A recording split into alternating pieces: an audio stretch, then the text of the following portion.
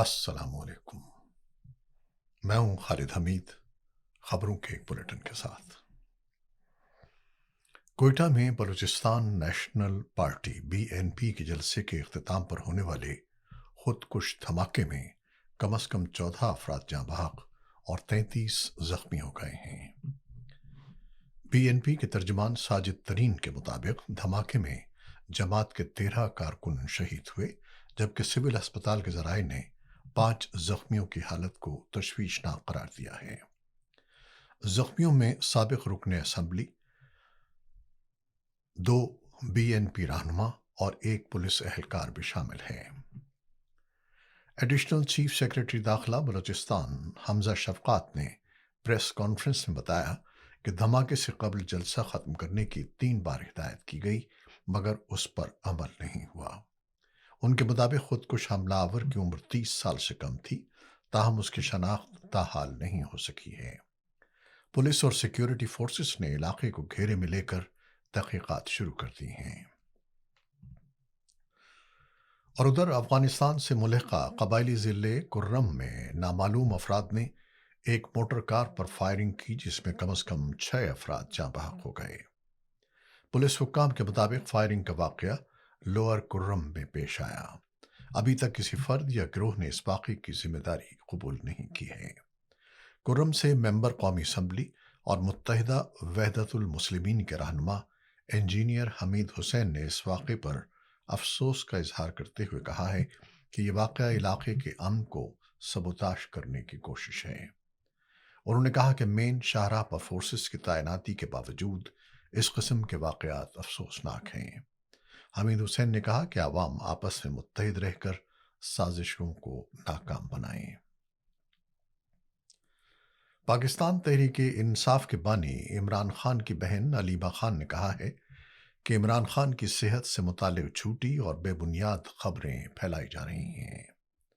لاہور کی انسدادی دہشت گردی عدالت کے باہر میڈیا سے گفتگو کرتے ہوئے علیمہ خان نے کہا کہ گزشتہ روز ان کی عمران خان سے ملاقات طے تھی، مگر اجازت نہیں دی گئی، تاہم بیرسٹر گوہر نے ان سے ملاقات کی ہے۔ انہوں نے کہا کہ عمران خان کا طبی معائنہ ان کے اپنے ڈاکٹرز کی موجودگی میں ہونا چاہیے، کیونکہ موجودہ انتظامات پر اعتماد نہیں کیا جا سکتا۔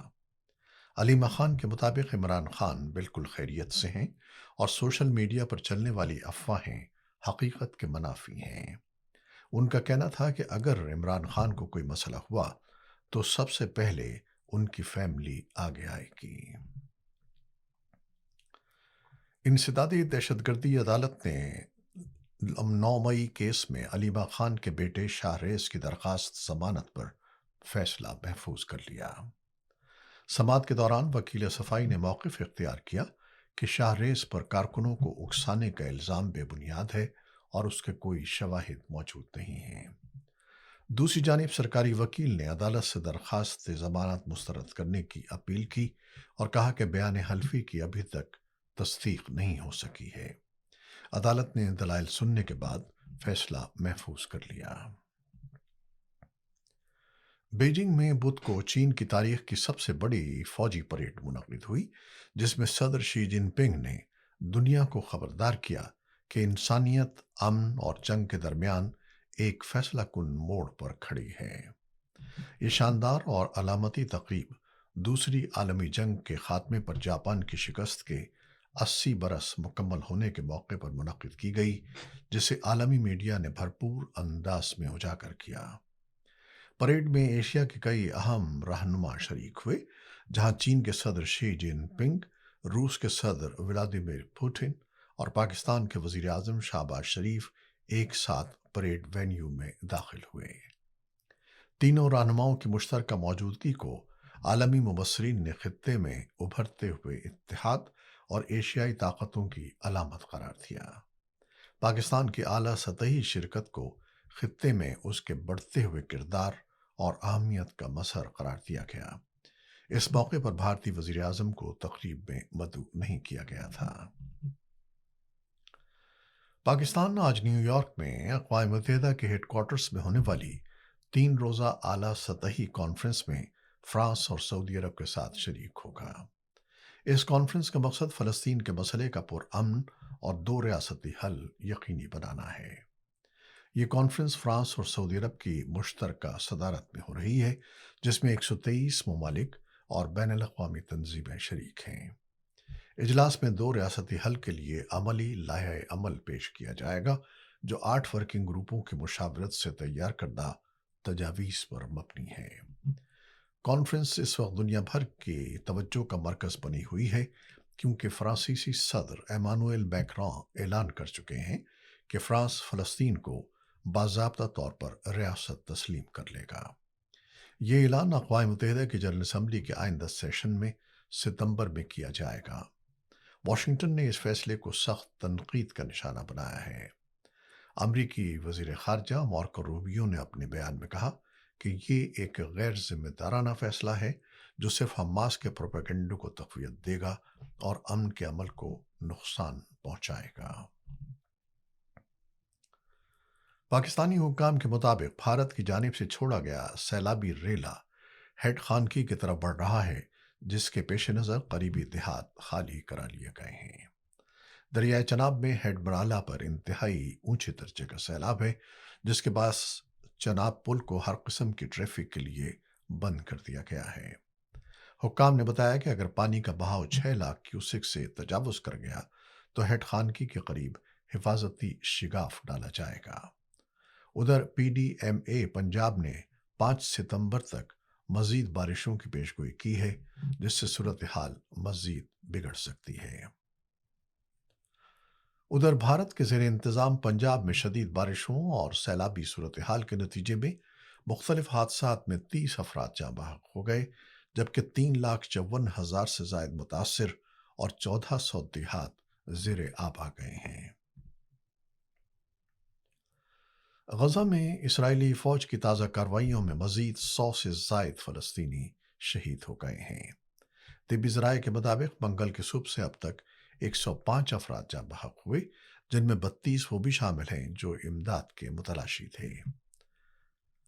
अल जज़ीरा न्यूज़ के मुताबिक जनूबी गजा के इलाके अल मवासी में पानी की तकसीम के मरकज़ पर इसराइली ड्रोन हमले में कई बच्चे शहीद हो गए, जबकि ज़ख्मियों को अल नसर हस्पताल मुंतकिल किया गया है।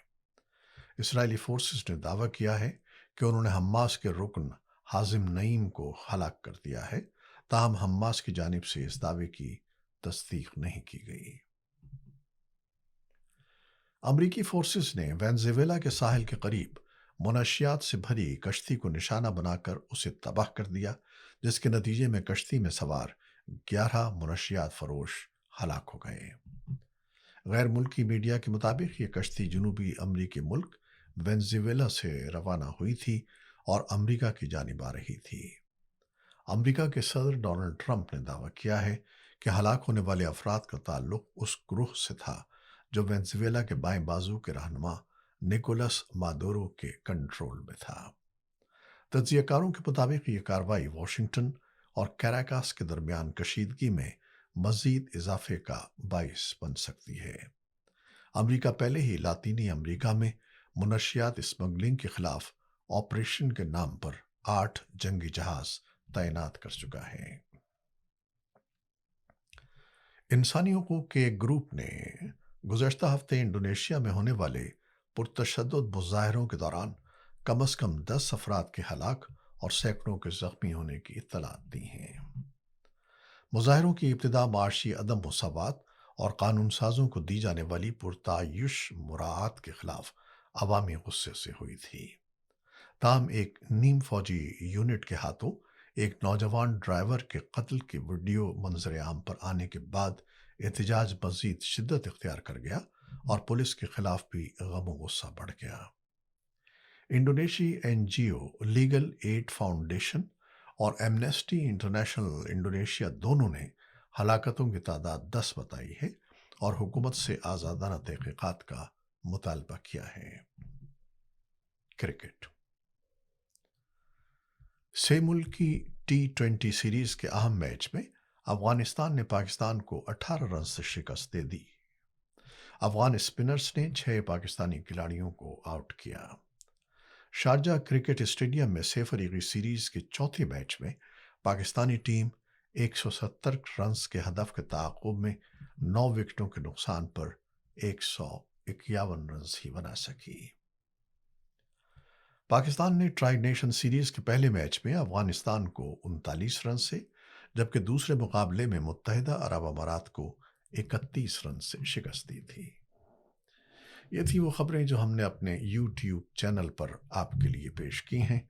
آپ ہمارے چینل کو دیکھتے ہیں، خبروں کو دیکھتے ہیں، انہیں شیئر کرتے ہیں اور اپنے کمنٹس میں اپنی محبتوں کا بھی اظہار بھی کرتے ہیں، جس کے لیے ہم آپ کے بےحد ممنون ہیں۔ اپنی ان کاوشوں کو جاری رکھیے گا۔ خالد حمید کو اب اجازت دیجیے گا۔ اللہ حافظ۔